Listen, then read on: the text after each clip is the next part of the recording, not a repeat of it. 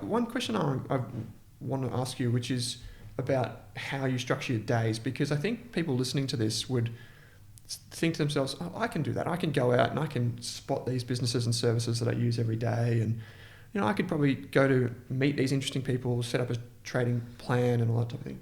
Do you think the way that you invest, do you think that's approachable for people that work 9 to 5 or just anyone in general?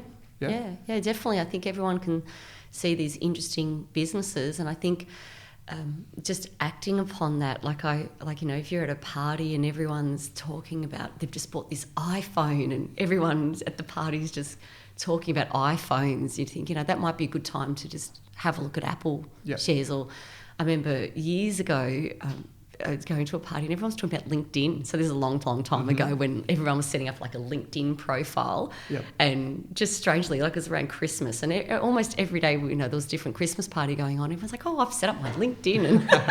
And that was sort of like the buzz thing at the time. And I think that would have been a really great time to buy. LinkedIn was actually listed then. That was before Microsoft bought them.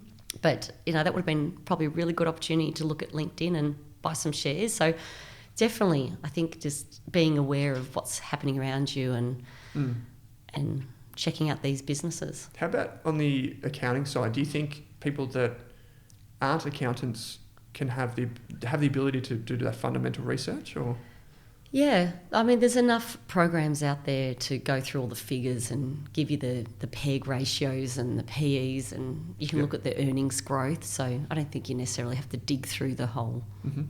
I go through the whole financials. I read the reports because I can read them sort of quickly.